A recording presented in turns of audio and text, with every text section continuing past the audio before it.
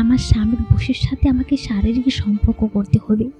তাই আজ আমার স্বামী প্রমোশন পাওয়ার জন্য আমাকে বিক্রি করে দিল তার বসের কাছে। তার বস হচ্ছে আর কেউ না, আমার পত্তন। আজ দুপুরে কাজ করতেছিলাম, আমার হাজব্যান্ড পেছন থেকে জড়িয়ে ধরে কানের কাছে বলল, আরিয়ান আজ বাইরে ঘুরতে যাব, সারাদিন বিকেলে ঘুরে বাইরে হোটেল নিয়ে থাকবো, রেডি হয়ে থাকো পাগলি। এই বলে চলে গেল। তার কথায় আমি অনেক অবাক হলাম, কারণ তিনি আমাদের বিয়ের পর মেনে নেয়নি আমাকে। খুব খুশি লাগছে, তাই তাড়াতাড়ি কাজগুলো করে ফেললাম। কাজ শেষ করে আয়নার সামনে গিয়ে নিজের সাথে নিজে কথা বলতে লাগলাম। হঠাৎ একটা মেসেজ আসলো, তিনি দিয়েছেন মেসেজ, একটু সুন্দর করে সাজবে, আর বেডের কোণে একটা ব্যাগ রেখেছি, তার মধ্যে শাড়ি রেখে আছে, পরে নিও। আমি তাড়াতাড়ি ব্যাগটা নিলাম। ব্যাগ খুলে দেখে নীল শাড়ির উপর গোল্ডেন কালারের কাজ করা শাড়িটা এত ভালো লাগলো যে বলে বোঝাতে পারবো না। তার প্রথম গিফট এটা। খুব যত্ন করে শাড়িটা পরলাম, ম্যাচিং কানের দুল, চুড়ি, নেকলেস আর চোখের কাজল, চুল ফুলিয়ে বাঁধলাম। আমি রেডি হয়ে আয়নার দিকে তাকিয়ে আছি, কোনো কিছুর কমতি আছে কিনা দেখছি। তিনি পেছন থেকে এসে দাঁড়ালেন। আরিয়ান, আয়েশা তোমাকে তো অত্যন্ত সুন্দর লাগছে, এবার চলো বেরোতে হবে, না হয়তো লেট হয়ে যাবে। আমিও বেরিয়ে পড়লাম। অনেক জায়গায় ঘুরলাম আজ। বিকেল গড়িয়ে রাত হয়ে আসলো।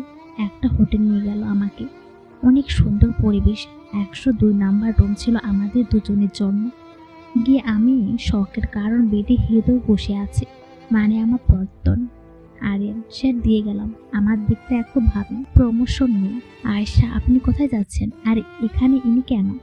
আরিয়ান সেটার কাছে জিজ্ঞেস করেনি, চলে গেল গেট বন্ধ করে। আমিও গেটে ধাক্কা দিতে থাকলাম। আমার এক অজানা ভয়ে কেঁপে উঠল বুকটা। হৃদয়, দরজা বাড়িয়ে লাভ নেই। 3 কোটি টাকার বিনিময়ে তোমাকে আমার কাছে বিক্রি করে গেছে তোমার হাজব্যান্ড। কথাটি যেন বুকে এসে লাগলো। আয়েশা, কি বলছেন আপনি? হৃদয়, ঠিকই বলছি। কার সাথে বিয়ে করলে? আশু, যে তোমাকে শুধু প্রমোশন পাওয়ার জন্য তার বসের কাছে বিক্রি করে দিল। ছি ছি। আমার চারিদিকে ঘুরতে ঘুরতে বলতে লাগলো। আমার যেন দম বন্ধ হয়ে আসছে, চোখ দিয়ে টপ টপ করে পানি ঝরছে। নিজে কাজ বোকা মনে হচ্ছে। ছি, কাকে ভালোবেসি আমি? না প্রথম ভালোবাসা ঠিক ছিল, না প্রথম বিয়ে। হৃদয়, সেদিন যদি আমাদের বন্ধুদের খুশি করতি তাহলে কিছুই হতো না। আর কি জানো আশু, আমি তোমাকে টাচ করব না, কারণ আমি জানি আজকের পর তোমাকে আমার কাছেই আসতে হবে। তখন ইচ্ছে মতো না। হা হা হা, নিকৃষ্ট হাসি দিয়ে। আজকের পর থেকে এই দরজা বেরোলে তুমি হবে বেশ্যা, শুধু সময়ের অপেক্ষা। এই বলে হৃদয় চলে গেল। বাট কাল সকালের আগে আর আমাকে ছাড়বে না। আসলে সময়টা ছিল কলেজ লাইফে। তখন সে ভালো মানুষের অভিনয় করে আমার সাথে রিলেশনে জড়ায়। এভাবে কলেজ থেকে ভার্সিটি গিয়ে তার আসল রূপ দেখতে থাকে। একদিন তো মেসেজের মাধ্যমে তার কুরুচির প্রমাণ দেখায়। তিনি তার বন্ধুদের সাথে ফুর্তি করতে বলেন। আমি রাজি হনি, সেই জন্য আমাকে যেখানে পাবে সেখানে মেরে দেবে। আমি বাঁচার জন্য বাড়ি থেকে বেরোনো বন্ধ করে দিই। তার মধ্যে আমার বিয়ে ঠিক হয় আরিয়ানের সাথে। হৃদয়ের হাত থেকে বাঁচার জন্য আমি রাজি হতে বাধ্য হয়। বাট আজই ও পরিস্থিতির শিকার হলাম আমি। বিয়ের পর জানতে পারি আমার হাজব্যান্ড চরিত্র ভালো নয়। বিয়ের পরও বেডরুমে অনেক মেয়ে এসেছে আমার চোখের সামনে, কিন্তু আমি স্পিকলেস। সৎ মা থাকলে তো এমনই পরিবারে আমাকে বিয়ে দেবেন। আমি আল্লাহর কাছে কান্না করতে থাকি নামাজে, যাতে তিনি ভালো হয়ে যায় এবং আমাদের সম্পর্ক যাতে নষ্ট না হয়। কিন্তু আজ তা হিতে বিপরীত হলো। আমি কলঙ্কিত হয়ে গেলাম। অন্যায় না করেও শাস্তি পাচ্ছি। সকালে হৃদয় আমার শ্বশুর শাশুড়ির বাড়ির সামনে নামিয়ে দিল।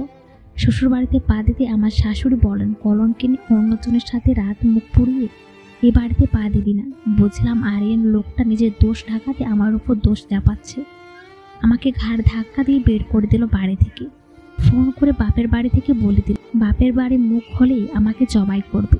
সবই ছেড়ে দিলাম আল্লাহর উপরে। আমি পুরো নিঃসত্ত্ব হয়ে হঠাৎ ফোনে মেসেজ আসলো হৃদয়ের নাম্বার থেকে, তোমাকে আমার কাছে পরাধীন স্বীকার করতে হবে অশু। আমি মনে মনে বাধা করলাম, মরে যাব, তারপরও নিজেকে কলঙ্কিত করব না। হঠাৎ একটা ছেলে এসে বলল, গাড়িতে ওঠেন। আমি বেশ অবাক হয়ে গেলাম। চিনি না সে কি। না, আর কারোর উপর বিশ্বাস করব না, কিছুতেই না।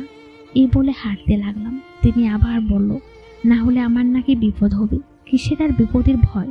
বিপদ তা তো হয়েই গেছে। আর পেছনে তাকালাম না। তিনি পেছন থেকে এসে ঘাড়ে গিয়ে যেন ফুটিয়ে দিল। আমি সাথে সাথে অজ্ঞান হয়ে গেলাম। তারপর আর কিছুই মনে নেই। যখন জ্ঞান ফিরল তখন নূপুর আন্টিকে দেখলাম এবং তাকে জড়িয়ে কাঁদতে থাকলাম।